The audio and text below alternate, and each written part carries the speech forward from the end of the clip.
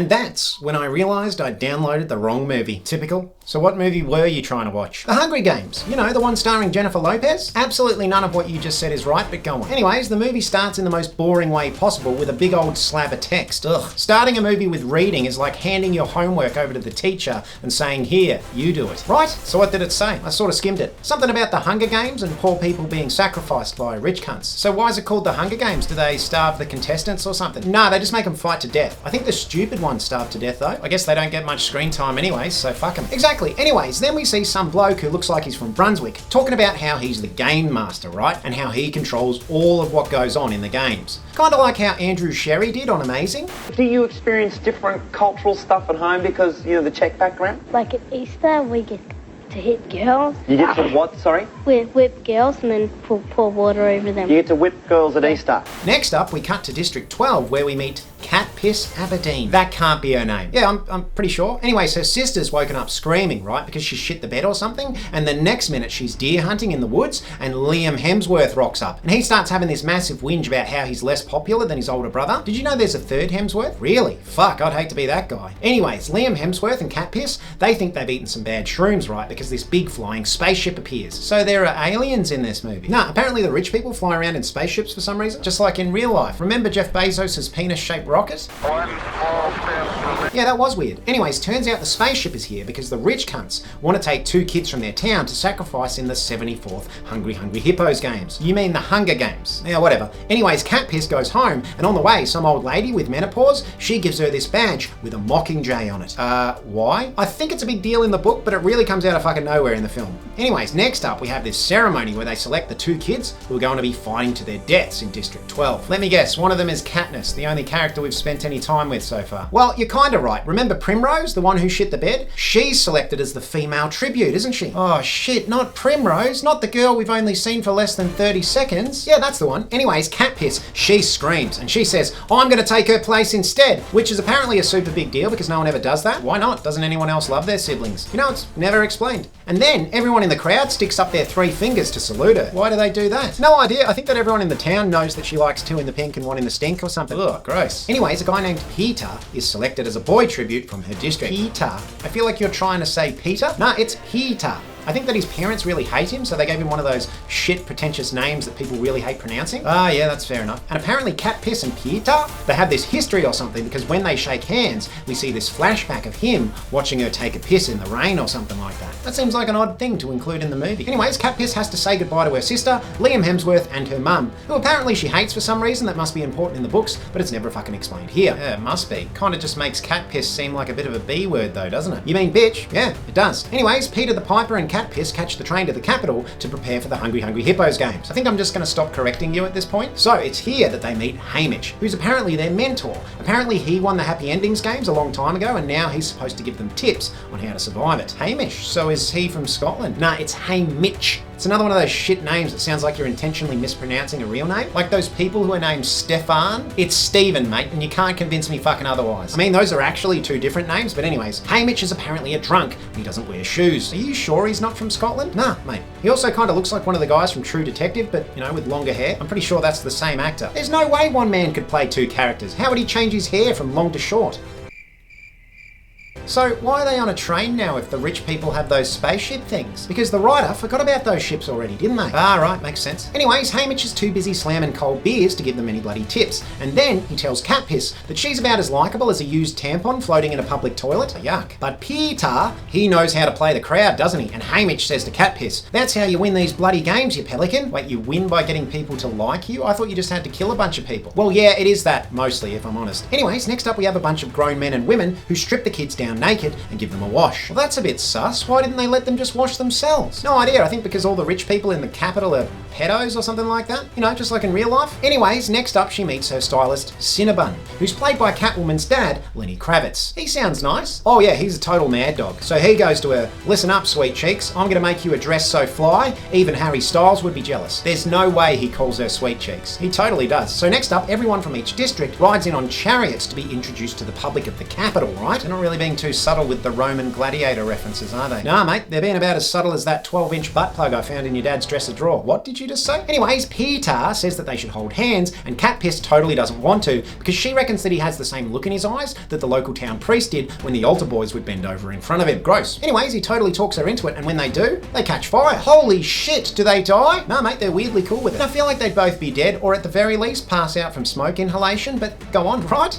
So next up, President Snow greets them, and he's like, congrats on being selected, you bloody pelicans, and congratulations on your impending death. That's a weird motivational speech. Yeah, it's pretty cooked, but Donald Sutherland, he could read a Stephanie Meyer book and make it sound pretty interesting, so it's totally badass. Anyways, next up they have weapons training with Huey from The Boys and Ragnar's son from Vikings. So they don't have names in this film. Nah, most people are only referred to by their district numbers. It's a pretty heavy-handed metaphor for how our government sees all its citizens. Also, I wasn't really paying attention, so go fuck yourself. Settle down, I was just asking. Anyways, next up a small girl named Rue starts to stalk Katniss around the training facility, just like how Justin Roiland stalked underage girls on Instagram. Gross. And get this, all the District 1 people, who are apparently trained from birth to be warriors or some shit like that, they start looking at Peeta like he's a weak piece of piss, right? So then Katniss, she tells him to show him his sack. What the fuck? Nah, mate, his sack skills. Apparently he's secretly jacked because as a baker's apprentice, he used to haul around heavy sacks of flour all day. So he picks up this gigantic metal ball and he hurls it across the room, which shuts all the District 1 cunts right the fuck up. I don't feel like hurling sacks of flour around would translate to any kind of combat skills. Oh yeah, it's total bullshit. Anyways, Haymitch has given him a little pep talk afterwards, saying how Katniss is really good with a bow and how Peeta Pumpkin Eater is really good at fondling ball sacks. So when they're judged by the sponsors, they should demonstrate these skills. That's a pretty obvious suggestion. Does he have anything else for him? Nah, mate, other than looking like Russ Cole, the character's done fuck all at this point. Anyways, Peeta cracks it right and he runs off having a massive sulk. Why does he do that? Well, apparently Peeta's mum went to the pokies and placed a huge bet on Katniss, but not on Peeta,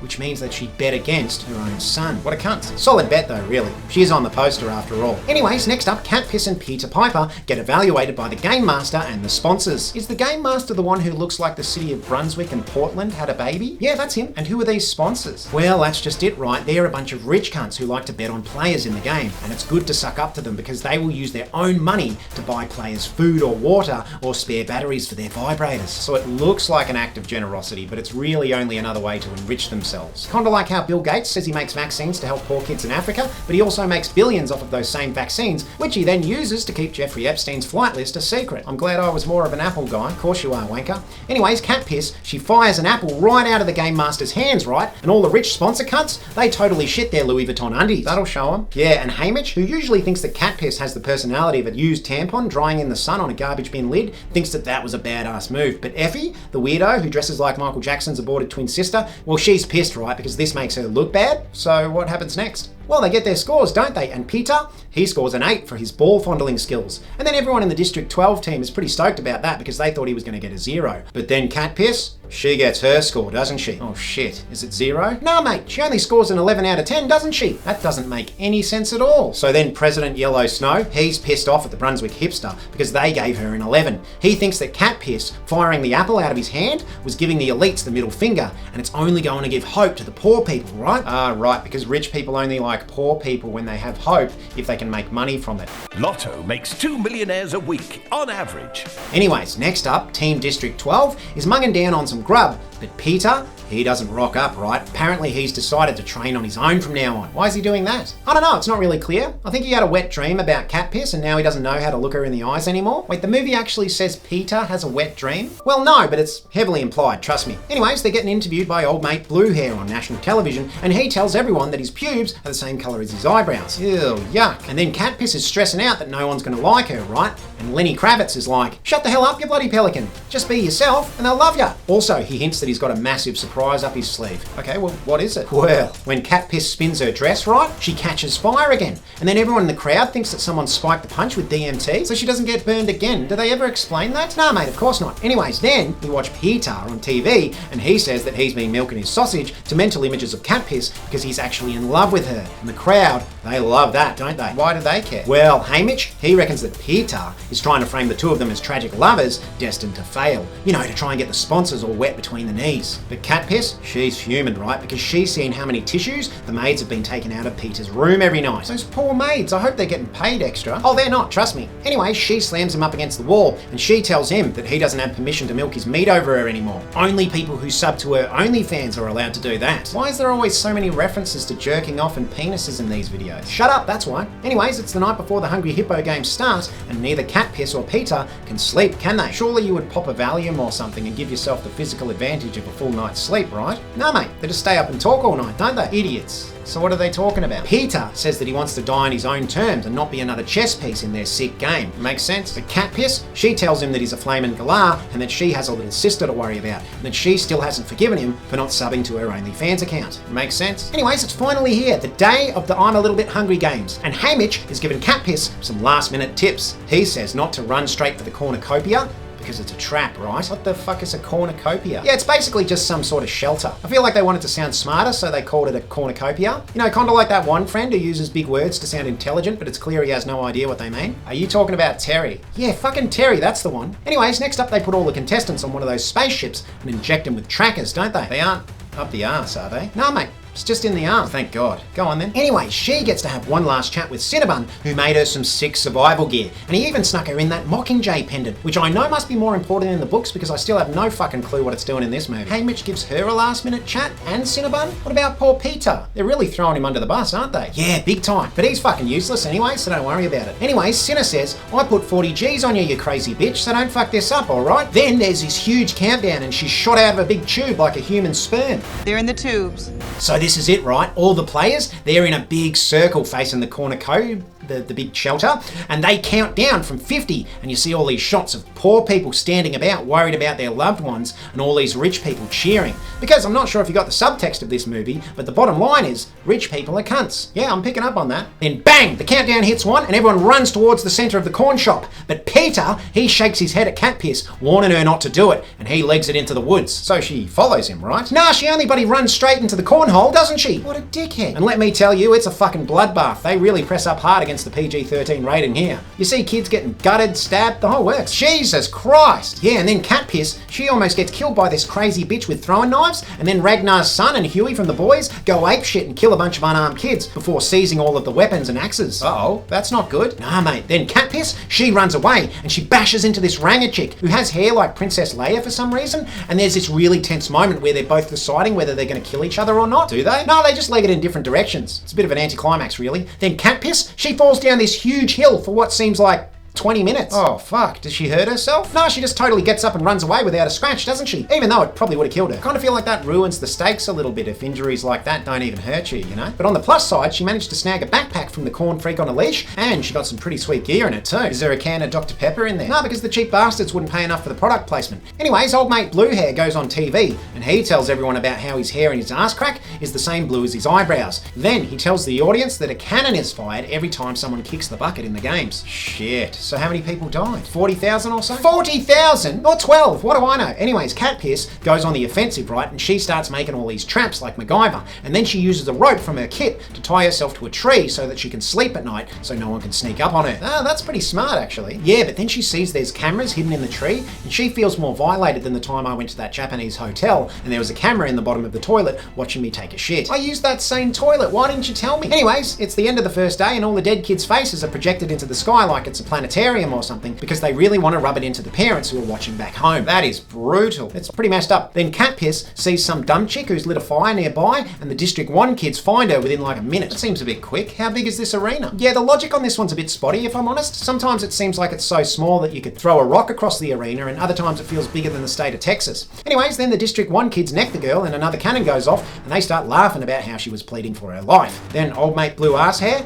he tells the audience that there's an alliance forming between the strong kids. And how is this movie PG again? No idea. Anyways, you'll never guess who's teamed up with them, right? Jackie Chan? Jackie... What? Nah, mate, it's only bloody Peeta, isn't it? Oh, that makes much more sense. Jackie Chan. Seriously. You need to get your head checked, mate. Well, you know, it's usually an obvious answer or something random, so I just took a guess. If your mum is watching this, she'll wish she had an abortion. That was fucking mental. All right, ease up, mate. Anyways, the District 1 people, they're using Peeta to try and track down cat piss, aren't they? Oh shit, he's turned on her? But I thought he loved to jerk off over her. Yeah, it's a dog move, that's for sure. Anyways, cat piss almost makes it to the end of the arena, right? Which is either about 5 meters away or 1,000,000 kilometers. I don't know. Then the game master, he says he's gonna turn her around. How's he do that? With a massive fucking bushfire, and let me tell you, this is like the LA fires made love to Pompeii. Jesus, mate, it's too soon. I gave it a couple of weeks. Anyways, cat piss manages to get away from the fires and jump into a conveniently placed river. Feels a bit unfair that the game maker can just, you know, cause a bushfire whenever a player goes the wrong way. Yeah, it's supposed to be rigged, like the capitalist system, right?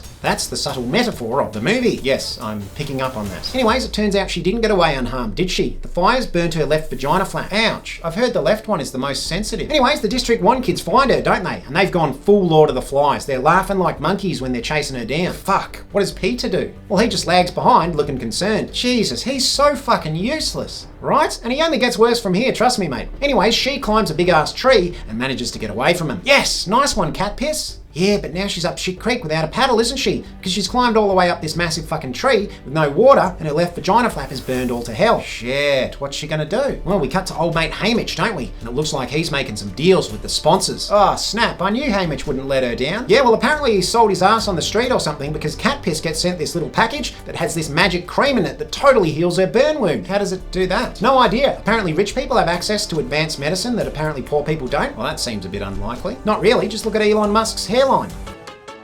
Anyways, that little girl Rue, remember the girl who was pulling a Justin Roiland on her? Well, she's hiding in a tree nearby, isn't she? And she shows her a beehive that apparently has like these super bees in it. And these things can really fuck you up, right? They cause delusions and sometimes even death. Anyways, she manages to cut it down onto the District 1 cunts, doesn't she? Oh, nice. Yeah, and this one chick, she really cops it. She gets stung in her eyes and all over her face till her neck swells up. Jesus Christ. And you're telling me this is still PG, right? Yeah, it's PG. Anyways, cat piss manages to get down from the tree while everyone's busy getting stung by bees. Fuck, this Rue chick's a bit of a mad dog, isn't she? Oh yeah, for sure. But get this, cat piss, she got stung too. So she's really messed up and she starts hallucinating real bad. But she still manages to steal a bow from that girl's cold dead fingers. That is fucking brutal. I know. And then she squats down and takes a piss on her face, you know, to really rub it in. Gross. Anyways, Peeta rocks up and he's telling Katniss she's got to leg it and get out of here. But she's tripping harder than the average punter at Burning Man, isn't she? Well, why doesn't he go with her? Remember, they really want to emphasize how useless this cunt is. Anyways, Cat Piss has some trippy dream about her old man getting blown up in the mines and her mum getting depressed afterwards. And then Cat Piss is yelling at her mum for being depressed. I mean, I guess that gives context, but I still feel like she comes off looking like a bit of a B word, you know? You mean bitch? Yeah, she sure does. Anyways, she wakes up and someone's only patched up her arm with leaves, and now she has a bow with a full quiver of arrows, doesn't she? Oh, so Peeta did save her. No, mate, it was that little girl Rue, wasn't it? So a little girl managed to save her, and Peeta didn't. Fucking hell, no wonder his mum bet against him. Right? Anyways, Cat Piss and Rue start forming an alliance, don't they? And Rue tells her that all the District 1 cunts have stacked a bunch of supplies near the cornhole at the centre of the stage. It's gotta be a trap though, right? It's totally a trap. Anyways, Rue and Cat Piss use the Mockingjays in the trees as a way to signal each other, don't they? Apparently they can copy whatever people say or sing to them. Let me guess, this is explained more in the books. I fucking hope so. Anyways, Rue, she's gonna light a bunch of fires to distract them while Cat Piss goes and gets the supplies. Nice. I like this little team up. Yeah, it's super cute. Anyways, there's a little bit of a snag, right? Turns out the District 1 cunts have placed mines all around the place. Knew it. Obvious trap. Oh, totally. But just as Cat Piss is about to fall for it, she sees that Ranger chick, you know, the one with the Princess Leia hair. Well, turns out she's figured out where they've placed all the mines. So she dances between them, which shows Cat Piss the way she needs to sneak past too. Well, that seems a bit convenient. What are the chances that she had the exact same plan at the exact same time? Yeah, it's lazy writing for sure. Anyways, that one kid they left to watch it, he goes off looking for Ranger Leia, doesn't he? So Cat Piss, she takes her shot. So she manages to steal the supplies. No, mate, she fucking blows it up, doesn't she? What? But don't they need those supplies really badly? Yeah, mate, she's like, if I can't bloody have them, then none of you cunts can. Anyways, the District 1 wankers, they get back, and they're shitting bricks, right? And Ragnar's son, he totally snaps the little kid's neck, who was supposed to be watching all the gear. They're really making this guy out to be a massive tool, aren't they? Yeah, mate, I think it's because it's kind of hard to have your protagonist fight back against a vague concept like capitalism, so they just make us hate this jock douchebag more instead. That's fair. Anyways, Cat Piss whistles to the Mockingjay to check on Rue, right? But she starts freaking out because she doesn't signal back. Then she hears Prue screaming from somewhere nearby. Oh shit, not Rue. They wouldn't kill a cute little girl, would they? Oh, they totally do. Huey from The Boys rocks up and he's angry because at this point in his career, he's only really known as Dennis Quaid's son, right? So he throws a massive spear at Cat Piss, but it misses her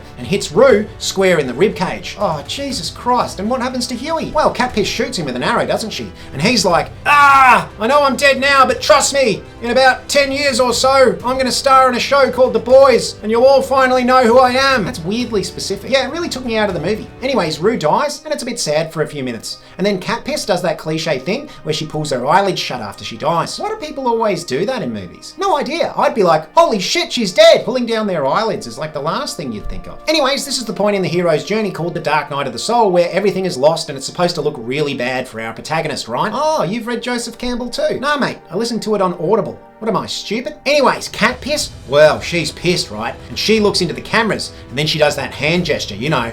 2 in the pink and 1 in the stink, yuck. And then all the people in Rue's district, they start rioting, don't they? Why? Because she did the finger thing, but they've lost 2 kids from their district every year. Why are they only rioting now? Because the script told him to, I guess. Anyways, this is exactly what President Yellowsnow warned Brunswick about earlier, right? Cat Piss is inspiring a revolution. So Haymitch, he takes his shot, and he tells old mate Brunswick that to quell the people's anger, he should give them something to hope for. What, like universal basic income or something like that? Nah, mate. He says that they should ship Cat Piss and Peeta so everyone wants to see them bang and they get distracted. Ah, right. I feel like money would probably be more helpful, but whatever. Right? Anyways, Yellowsnow warns Brunswick that if he fucks this up, he's done for. And then Brunswick, he announces to the players that now 2 people can survive the Hunger Games, but only if they're from the same district, right? So Haymitch's plan worked. Oh, you better believe it did. For a game maker, this guy's really fucking stupid, eh? Anyways, Cat Piss, she manages to track down Peeta because Rue, when they first met, said that she saw him down by the river. And we also saw her hunt that one deer at the start of the movie, so apparently she's like an expert tracker now or something.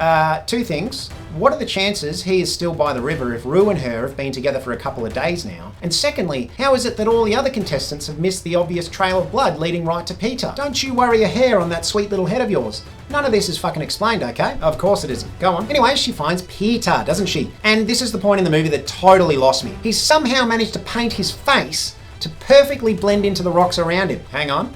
What the fuck? Yeah, mate, it's really fucking weird. The dude's a baker. How the fuck did he learn how to do that? Anyways, Cat Piss, she doesn't seem fazed by the plot holes, so she digs him out. He might be useless, but I guess I'm glad he's okay. Oh, he's not okay. He's totally fucked up. Old mate Ragnar's son sliced up his leg with a big sword, didn't he? Shit. Can this guy do anything? Well, he can throw a sack of flour, I guess, but other than that, I guess not. Anyway, she kisses him so that the cameras can see, right? But Peeta, he's too dumb to realise that this is a ploy for sponsors, and he totally jizzes his pants on national TV, doesn't he? The last thing he needs when he's lost a lot of blood is to get a raging hard on. He's just going to pass out. Anyways, it cuts to old mate Liam Hemsworth, who's wondering why he signed up for this movie, as he's only been in it for about 5 minutes. Meanwhile, his brother has a whole fucking Marvel franchise. Oh yeah, and he's super jealous because apparently he wants to bone Cat Piss too. When did that relationship happen? Probably a thing in the books, but it feels super shoehorned in here. Anyways, old mate Haymitch, he's managed to score another present from the sponsors, hasn't he? Oh, nice. Is it more miracle medicine? Nah, mate. It's just some soup.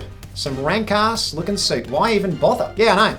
Anyways, Peeta thinks that he's going to die, so he starts spilling his heart out to Cat Piss, right? Saying how ever since he saw her take a piss in the rain, he's been obsessed with her. And that he's been watching her walk home from school every day. What? That's super creepy. Oh yeah, I know. But it totally works, doesn't it? Cat Piss gives him a big hug and seems really moved by his weird stalkery story. I don't know how to feel about that at all. Next minute, you won't believe this. The game maker comes on the speaker and says to all the contestants that there's a surprise waiting for everyone at the big cornhole. He says that each contestant needs something really bad, you know, like medicine for Peeta's leg, so they better bloody rock up, right? So this is a trap to lure everyone out, right? Oh, you better believe it is. And Rangalea, she's the first to get there, isn't she? So Cat Piss, she legs it in after her, but guess what?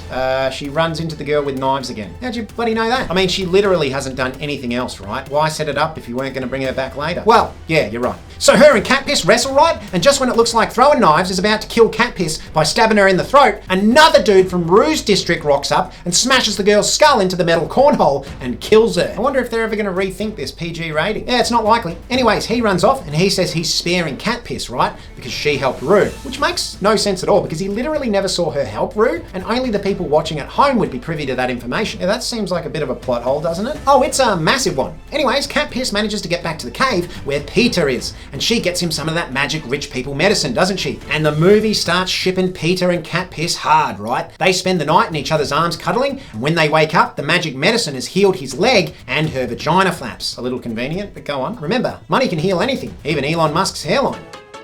Anyways, they decide to split up and look for food. Cat Piss is going to use the bow to hunt for animals, while Peeta forges for some grub. But get this, Cat Piss freaks out when she hears a cannon fire, and she thinks that Peeta Pumpkin Eater is dead, right? Is he? Nah, mate, it's Rangalaya. She ate some poisonous berries, the same berries that Peeta has just been picking. Fuck, can this guy do anything right? Nah, not really. She should probably just let him die. Also, the other dude from District 11 that saved her before, he's dead now apparently. And when did that happen? Never explained.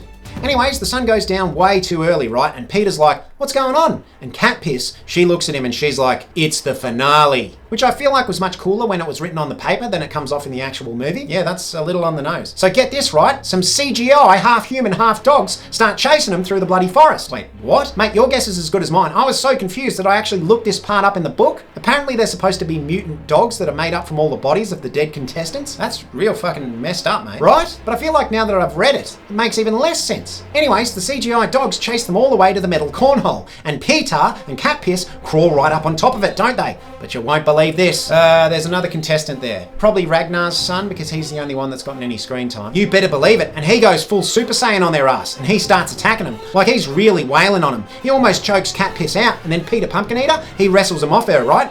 But because he's so fucking useless, Ragnar's son gets him in a headlock. And then he's like, everyone blames me for the Viking series going downhill after Ragnar died. It's not my fault. Blame the showrunners for not writing me better episodes. Whoa, spoilers, mate. Mate, it's history. You can't spoil fucking history. I guess you have a point, go on. Anyways, Cat Piss shoots him in the hand, and Peeta does the only useful thing in the whole movie, and he pushes him off the edge. I can't believe he actually did something. I know, right? And then you hear this really brutal sound effect of Ragnar's son screaming as he's being torn limb from limb. Jesus Christ, there's no way this is still PG. You know what? I'm looking at Netflix right now, and it looks like they finally updated it to M. Guess they got sued by a few too many parents, right? I guess so. Anyways, it's not over yet, is it? Because the game maker has one more trick up his sleeve. He's like, haha, I tricked you cunts. Only one person gets to leave now. Oh, what? That's bullshit, right? So Peeta, he's like, you can kill me, mate. I'm about as useless as a condom with air holes. And Cat Piss is like, fuck that. So she pulls out those poisonous berries, you know, the ones that killed Rangalaya, and the two of them vow to eat them at the same time so that those rich cunts don't get their victor. Oh snap, Cat Piss is a bit of a badass, hey? Look, she sure is. And the game makers totally shit their Louis Vuitton underpants, don't they? Just before they're about to eat the berries, the game maker calls up, and he's like, no, don't, stop. You both won the Hunger Games, all right? So that's it then, movie over, right? No, not yet, mate. Hamish says that President Yellow Snow is pissed because she made them all look like total wankers. So then Yellow Snow has old mate Brunswick, the game maker, killed, and then Peeta and Cat Piss, they're forced to play happy couple in front of the cameras, aren't they? Which is a bit sad because you can tell that Peeta, he's totally into it, but Cat Piss, she goes drier than the Sahara Desert when she thinks about it. Gross. Anyways, President Yellow Snow, he gives Peeta and Cat Piss their crowns, but then he gives Cat Piss this look like, this isn't over, you smelly vagina. Oh, sequel bait. Then he turns to the camera and he's like, only 20% of you wankers are actually subscribed to this channel, so why don't you hit that button before I sleep with your mum again? I don't think it's a good idea to insult the viewers, mate. Shut up, no one asked you.